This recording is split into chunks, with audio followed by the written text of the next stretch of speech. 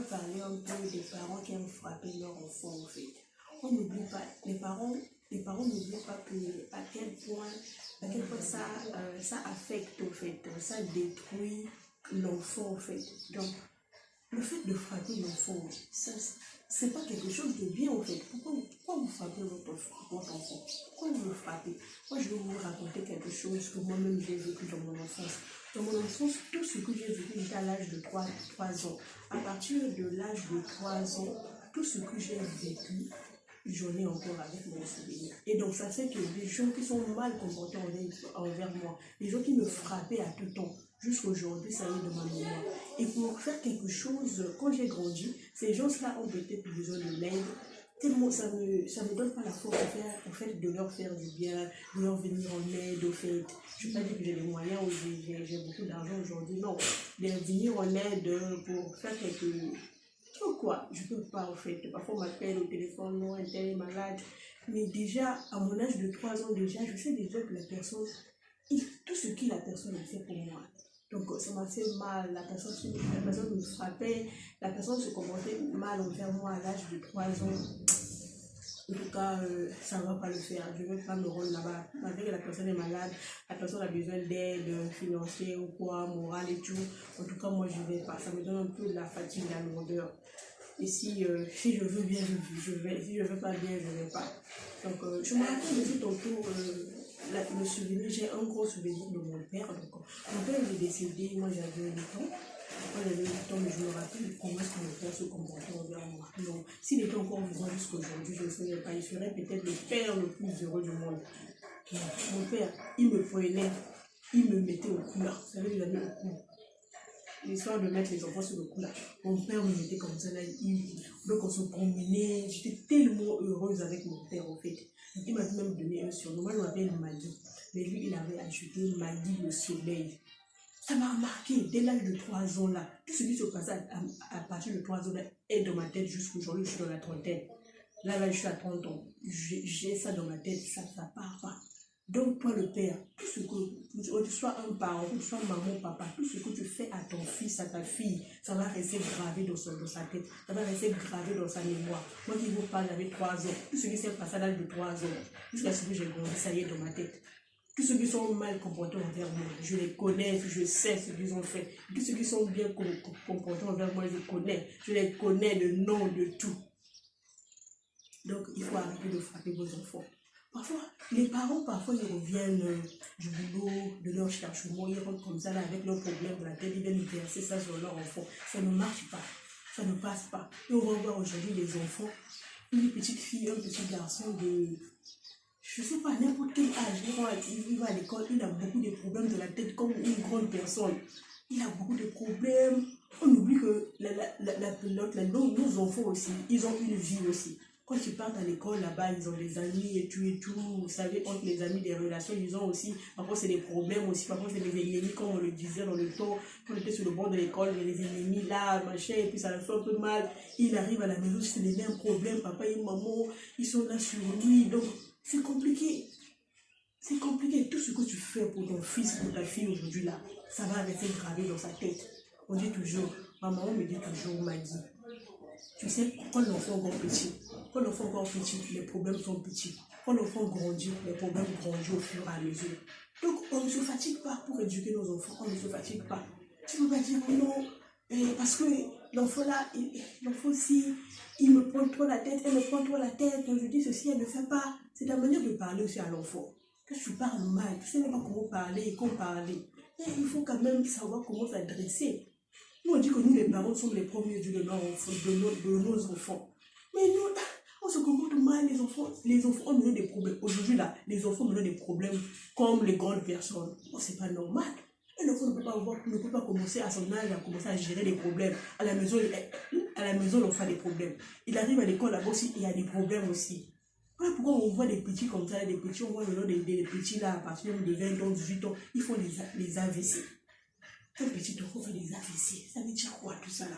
Parce qu'il y a des problèmes, à la maison des problèmes, on fait relation aussi des problèmes. On doit vraiment arranger ça, les amis. On doit vraiment arranger ça, de chers parents. Chers parents. Je vais pour ce thème là parce que ça me touche énormément. Parce que moi-même, j'ai vécu ça. J'ai vécu ça. Il y a des parents, ils te tapent seulement comme ça pour rien du tout. Ce n'est pas mes propres parents, hein. L'entourage seulement. Quand papa et maman ne sont pas là, on te frappe, non. Et puis ça reste gravé comme ça dans la tête. En tout cas, ça reste gravé dans la tête, c'est pas bien. Il faut vraiment veiller vraiment à vos enfants. Ce sont vos enfants, ce sont le cadeau, c'est le cadeau que Dieu vous a donné. Parce que nombreux ont eu cette grâce-là. Mais avec le temps, je vais leur faire grâce à avoir des enfants. Le temps, ce sont déjà des enfants. Il faut vraiment veiller sur des enfants. Pour des enfants, comme c'est quelque chose de plus cher que Dieu t'a donné. Pour que tu les frappes, tu les conditionnes. Comme il y avait une maman de le quartier, j'étais encore toute petite. Je pense que j'avais dans les environs de 10 ans. Mon père n'était plus à l'âge là. J'étais souvent avec ma maman. Et puis il y avait une voisine là. Et à chaque fois qu'elle préparait, qu'elle fait qu'aujourd'hui là, elle a préparé, c'est-à-dire, elle a préparé soit une bonne viande là.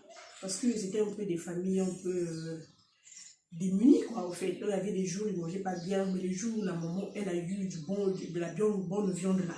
Elle met les conditions en place. Si tu ne fais pas ça, habille avant. Il prend tes pieds là, il accroche quelque part là, et puis ta tête en bas là, tu restes comme ça là des heures. Parce que quoi, il y a la bonne viande qui est là. Et puis, comme ces enfants, c'était nos copines, à chaque fois, elles venaient pour venir se plaindre. Notre maman fait ceci, notre maman, elle n'est pas bien, elle fait ceci. Regardez les enfants, ça leur faisait mal. Pourquoi? Il faut savoir vraiment. C'est un cadeau. Il y a des gens qui pleurent, il y a des gens qui vont dans les comment on appelle ça? Il y a des gens aujourd'hui, ils passent leur temps dans les églises pour supplier à Dieu de leur donner des enfants. Mais toi et moi, Dieu nous a donné, nous a accordé cette grâce, il nous a donné des enfants. Pourquoi ne pas prendre soin de nos enfants? Mais il faut savoir aussi comment éduquer. Les enfants d'aujourd'hui, quand on parle, les enfants n'écoutent pas. Les enfants n'écoutent pas comment. Laisse ta manière de parler à ton enfant. Et puis, il faut savoir aussi comment parler à l'enfant. C'est pas parce qu'il est enfant, c'est pas parce qu'il est ton enfant que tu vas lui parler n'importe comment. Il faut respecter aussi. Moi, mes enfants, je les appelle Yaya. Donc, moi, les enfants, je les appelle Yaya. Donc, Yaya chez nous au Congo-Brazzaville, donc en Afrique, je ne sais pas trop, hein, mais chez nous au Congo-Brazzaville, Yaya veut dire, hein, c'est un signe de respect, quoi. Ça veut dire l'aîné, quoi. Tu appelles les enfants Yaya. Yaya est tel, mais oui, je les respecte. Donc, du coup, moi, quand je respecte déjà mon enfant automatiquement me respecte. Il faut être ouvert. Il faut pas trop être trop dur avec l'enfant. Quand tu as eu des problèmes avec ton mari, tu as eu des problèmes soit dans le quartier, pardon, avec tes relations, ça et là, tu viens verser cela sur tes enfants. Non. Les enfants doivent bien grandir. C'est ça qu'on appelle, tu vois, l'enfance, au fait. L'enfance, c'est quelque chose de plus précieux. Quand tu passes bien ton enfance, c'est vraiment quand tu grandis là, tu racontes ça avec plaisir aux gens. Mais quand tout est mal passé là, en tout cas, ça fait mal. Quand tu entends les autres raconter leur enfance là, non. Toi, de ton côté, ça te fait mal. Je te dis, oh non, j'ai même pas envie d'entendre l'enfance parce que moi, c'était l'enfer. Si je suis grandi comme ça, si j'ai cet âge-là, c'est ce Dieu qui a fait grâce, sinon je serais même mort. Non, ne faites pas ça. Dieu t'a donné un enfant. Dieu t'a donné un enfant, c'est une grâce. Nous, on doit chercher, on doit prier, de jeûner. Il n'a pas d'enfant. Mais Dieu t'a donné l'enfant. Il faut respecter ton enfant. Aime ton enfant. Il faut jouer le rôle de parent que tu as. Le rôle de parent, il faut jouer. Quand tu as quelque chose, fais plaisir à ton enfant. Il ne faut pas laisser ce moment comme ça, les choses passer. Il y a une voisine à côté là, parce qu'au moment où je vous fais la vidéo, je suis chez moi à la maison, donc je ne suis pas encore partie. Donc, c'est le matin, je finis et puis je pars dans mes occupations. Il y a une voisine chez moi là qui me disait la fois passée que non, il m'a dit, je ne comprends pas, mon homme là, le conjoint là, je ne peux plus faire un enfant parce que ce qui se passe chez moi là-bas, c'est compliqué. Il me dit, mais qu'est-ce que je passe au fait? Elle me dit, non, mais parce que je ne comprends pas son comportement envers les voisins. Donc, dans la parcelle, il y a des voisins là-bas. Et la dame est en train de dire que non, son mari il se comporte tellement mal. Donc, la dame a fait des enfants avec le monsieur. Mais le monsieur ne s'occupe même pas des enfants qu'il a eu à faire avec cette dame. Il s'occupe du moins des enfants du voisin. Donc, quand il a quelque chose là de pièces, il préfère donner les enfants du voisin que de donner à ses propres enfants qu'il a eu avec la dame là. C'est compliqué, ça fait mal. Et puis les enfants sont frustrés comme ça là. Les enfants sont frustrés. Même une petite pièce là pour donner pendant la journée là, peut-être l'enfant va essayer de grignoter en entendant que sa maman arrive pour faire la cuisine. L'enfant n'a même pas ça. L'enfant veut en faire. Et elle va me dire, attends, mais c'est toi qui m'a appelé dans ce monde, non? Pourquoi tu me fais souffrir comme ça là? En tout cas, il y a des parents qui iront en enfer selon moi à cause de ce qu'ils causent à leur enfant. Ça fait très mal. Un petit enfant qui vient de naître, ça fait peut-être quelques années seulement, il vit l'enfer. Et là, je dis, mais qu'est-ce qui m'a dit de venir dans ce monde-là? Si je savais, je n'aurais pas venu. Mais c'est toi, c'est nous les parents. Ce sont nous les parents qui appelons ces enfants à venir au monde.